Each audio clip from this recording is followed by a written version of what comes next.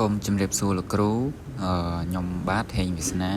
ជាមួយនឹងមិត្តរួមក្រុមម្នាក់ទៀតជឿចំណានពួកយើងធ្វើការ demo បច្ចេកមួយទៀតដែលជាបច្ចេក PHP e-commerce អញ្ចឹងធ្វើការ demo ជូនលោកគ្រូមើលឥឡូវធ្វើការ login សិនអញ្ចឹងយើងធ្វើការ login ចូលរួចរាល់ហើយនេះគឺជា home page របស់ពួកយើងបាន design មកបែបហ្នឹងហើយ slide show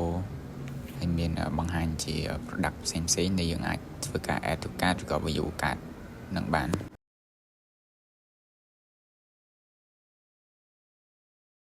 ហើយនេះគឺ page product មាន page category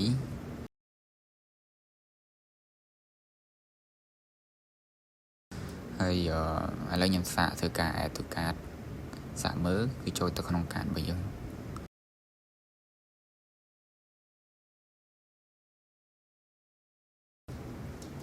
ហើយកន្លែងនេះយើងអាចសតបានសតតាមតម្លៃពីតូចទៅធំពីធំទៅតូច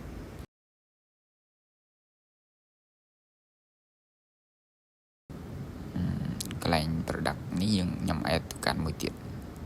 ហើយកន្លែងនេះគឺយើងអាចចុចឆែកមើលតាម category បាន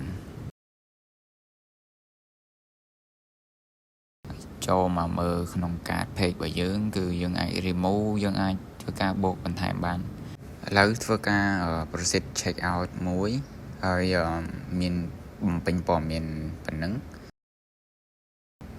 ទូទាត់តាម PayPal payment បាន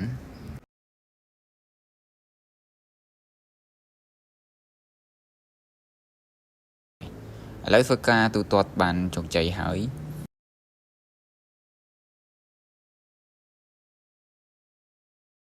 អញ្ចឹង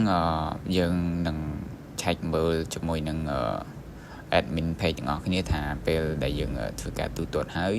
ក្នុង admin page គឺបង្ហាញមកបែបណា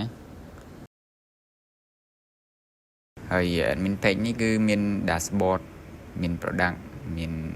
manage category manage slide show និង manage statistic ហើយកន្លែង order អញ្ចឹងកន្លែង order គឺយើងធ្វើការ check មើលបាននេះគឺជា order ដែលយើងធ្វើការ pay មិញហ្នឹង